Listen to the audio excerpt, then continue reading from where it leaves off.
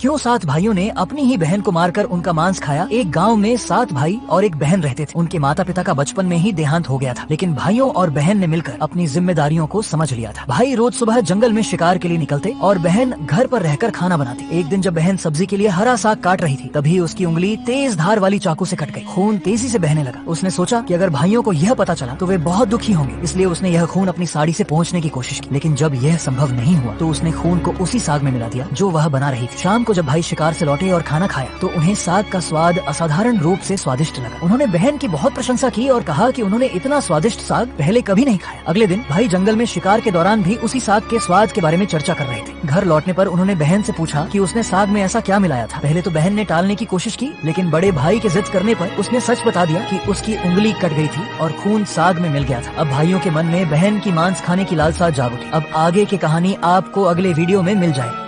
भाई ने अपनी बहन से उस स्वादिष्ट साग के बारे में पूछा तो बहन ने झिझकते हुए कहा कि मैं साग काट रही थी और मेरी अंगुली कट गई और खून साग में मिल गया था। इतना सुनने के बाद बड़े भाई के मन में पाप उपजा और उन 6 भाइयों के पास जाकर बोला कि अगर इसके खून की चंद बूंदें इतनी स्वादिष्ट थीं, तो इसका मांस कितना स्वादिष्ट होगा। उन्होंने योजना बनाई कि वे बहन को शादी का झांसा देकर जंगल ले जाएंगे और मार डालेंगे, फिर उसका मांस पकाकर खाएंगे। लेकिन सबसे छोटा भाई यह सब सुनकर दुखी हो। वह अपनी बहन को बचाना चाहता था, लेकिन 6 भाइयों के सामने अकेला कुछ नहीं कर सकता था। अगले दिन बड़े भाई ने बहन से कहा, हमने तुम्हारे लिए एक अच्छा वर ढूंढा है, चलो उसे देखने चलते हैं। बहन शादी की बात से बहुत खुश हुई और होकर भाइयों के साथ चल पड़ी। चलते चलते जब बहन थक गई तो उसने पूछा, भैया मेरा ससुराल अभी कितना दूर है। बड़े भाई ने कहा, बस कुछ ही दूर। और आखिरकार वे एक ऊंचे टीले पर पहुंचे। वहाँ भाइयों ने बहन को एक खंभे से बांध दिया। अब बहन समझ गई कि वे उसे मारने वाले हैं। वह रोने लगी और ईश्वर को पुकारने लगी। बड़ा भाई सबसे पहले धनुष उठाकर तीर चलाने को हुआ, लेकिन बहन ने करुण स्वर में कहा, मारो मारो भैया, छाती में लक्ष्य करके, भैया छाती में लक्ष्य करके, तुम्हारा तीर तुम्हारा धनुष जंगल को जाएगा। बड़े भाई ने तीर चलाया, लेकिन उसका निशाना चूक गया। फिर दूसरे भाई ने तीर चलाया, लेकिन वह भी निशाना चूक गया। इसी तरह 6 भाई एक एक करके तीर चलाते रहे, लेकिन हर बार निशाना चूक जाता। अब छोटे भाई की बारी आई। 6 भाइयों ने उसे धमकाया कि अगर उसका निशाना चूका तो वे उसे भी मार डालेंगे। अब तीर चलाने की बारी छोटे भाई को आई। छोटा भाई नहीं चाहता था कि हम अपनी बहन के ऊपर तीर से वार करें, लेकिन 6 भाइयों ने उसे धमकाया कि अगर उसका निशाना चूका तो वे उसे भी मार डालेंगे। बहन नहीं चाहती थी कि हमारे वजह से छोटे भाई के जान भी खतरे में आ जाए, इसीलिए बहन ने छोटे भाई की जान बचाने के लिए कहा, मारो भैया, छाती में लक्ष्य करके, तुम्हारा तीर मेरी छाती में लग जाए। छोटे भाई ने रोते रोते तीर चलाया और इस बार तीर बहन की छाती में जा लगा। बहन दर्द से छटपटाने लगी और कुछ ही क्षणों में उसके प्राण निकल गए। 6 भाइयों ने मिलकर बहन के शव को टुकड़ों में काट दिया और उसका मांस पकाने लगे। लेकिन सबसे छोटा भाई अपनी बहन का मांस नहीं खा सकता था, इसलिए उसने चोरी छिपे कड़ाही में कुछ मछलियाँ और केकड़े डाल दी और जब खाना परोसा गया तो वह चुपके से अपनी बहन के मांस को जमीन में गड्ढा खोदकर दबा दिया। कुछ साल बाद जहाँ बहन का मांस दबाया गया था, वहाँ एक बांस का पौधा उग आया। वह धीरे धीरे एक बड़े झुंड में बदल गया। लेकिन कुछ दिनों बाद एक महात्मा उसी रास्ते से गुजर रहा था तो उसकी नजर उस बांस के पौधे पे। बड़े भाई के दरवाजे के पास पहुंचा तो बांसुरी से आवाज आई, यही है दुश्मन सबसे बड़ा, बड़े भाई के घर नहीं। बाजो रे बांसुरी, दया प्रेम सब छोड़कर रिश्ते में यही दाग लगाया है। जब बांसुरी से यह आवाज आता है तो महात्मा भी हैरान हो जाता है, लेकिन इसे भी ज्यादा हैरानी इसके बड़े भाई को होता है, क्योंकि बड़े भाई समझ जाता है कि इस बांसुरी से आ रही आवाज मेरी छोटी बहन का है, जिसको हम 7 भाइयों ने जंगल में मारकर खा गए थे। इसे आगे की गाँव वाले के सामने बड़े भाई का पोल खुलता। वह महात्मा को आगे भिक्षा मांगने को कहता है। महात्मा जब जब किसी बड़े भाई के घर भिक्षा मांगने जाते, बांसुरी यही गीत गाने लगती। यह सुनकर भाइयों के दिल में भय समा गया कि उनकी काली करतूत सबके सामने न आ जाए, और इसी कारण से महात्मा को बड़े भाइयों ने अपने पास से भगा देता। और जब महात्मा छोटे भाई के घर पहुँचे तो बांसुरी ने मधुर धुन में गाया, बाजो रे बांसुरी, मेरे सबसे छोटे भाई के घर मन की बात मन में छुपाकर युग युग से रखा है। यह सुनकर छोटा भाई भावुक हो गया। उसने महात्मा से विनती की, यह बांसुरी मुझे दे दे, मुझे लगता है कि इस बांसुरी से मेरी कुछ यादें बसा हुआ है। छोटा भाई की बात सुनकर महात्मा बांसुरी छोटे भाई को दे देता है। अब छोटा भाई बांसुरी पहुँचे तो बांसुरी से मधुर धुन में आवाज आई, बाजो रे बांसुरी, मेरे सबसे छोटे भाई के घर मन की बात मन में छुपाकर युग युग से रखा है। यह धुन सुनकर छोटा भाई भावुक हो गया। उसके मन में एक अजीब सी हलचल हुई। उसने महात्मा से विनती की, महात्मा जी कृपया यह बांसुरी मुझे दे दीजिए, मुझे लगता है कि इसमें मेरी कोई पुरानी यादें बसी हुई हैं। महात्मा उसकी भावना को समझ गए और बांसुरी उसे दे दी। छोटा भाई बांसुरी को अपने घर ले आया और एक साफ स्थान पर रखकर धूप दीप जलाया। वह बांसुरी को अत्यंत श्रद्धा से देखने लगा, मानो कोई अपने खोए हुए अतीत को तलाश रहा हो। कुछ दिनों बाद उसने महसूस किया कि जब वह घर पर नहीं होता तब कोई अदृश्य शक्ति घर की सफाई कर देती, वस्त्रों को तह लगाकर रख देती और दीपक भी प्रज्वलित रहता। यह देखकर वह चकित रह गया। एक दिन उसने सोचा कि आखिरकार ऐसा कौन सी शक्ति है जो मेरा घर को इतना ख्याल रखता है। एक दिन उसने छुप कर देखा कि बांसुरी से उसकी बहन की आत्मा बाहर आती और घर का काम करती थी, और यह देखकर छोटा भाई स्तब्ध रह गया। वह अपनी बड़ी भाभी के पास बैठकर बातचीत की और कहा कि भाभी, मैं जब बाहर जाता तो घर का सारा काम काज किया हुआ रहता कि बांसुरी से मेरी छोटी बहन निकलती है और घर के सारे काम काज कर उसी बांसुरी में चली जाती है। ये सुनकर बड़ी भाभी को भी हैरानी हुई, लेकिन उसने छोटे भाई को कहा कि जब बहन बांसुरी से बाहर निकले तो बांसुरी को आग में डालकर उस पर गंगा जल का छिड़काव करे। छोटे भाई को अपनी बड़ी भाभी के यह बात सुनकर अच्छा लगा। अगली बार जब बहन बांसुरी से बाहर काम करने के लिए निकलती है तो छोटा भाई वैसा ही करता है, बांसुरी को आग में डालकर उस पर गंगा जल का छिड़काव करता है। और जब छोटे भाई ने बांसुरी को पवित्र जल से स्नान कराया तो उसमें से एक अद्भुत चमक निकली। धीरे धीरे बांसुरी से उसकी छोटी बहन का रूप उभरने लगा। वह पहले धुंधली दिखाई दी, लेकिन जैसे ही गंगा जल के कुछ और छींटे पड़े उसकी आत्मा फिर से सजीव हो उठी। देखते ही देखते वह पूर्ण रूप से जीवित हो गई। छोटे भाई की आंखों से आंसू छलक पड़े। वर्षों बाद अपनी बहन को जीवित देखना किसी चमत्कार से कम नहीं था। उसने दौड़कर अपनी बहन को गले लगा लिया और दोनों फूट फूट कर रोने लगे। बहन के पुनर्जन्म की खबर पूरे गाँव में आग की तरह फैल गई। गाँव के लोग यह जानकर स्तब्ध थे कि एक मृत लड़की कैसे जीवित हो सकती है।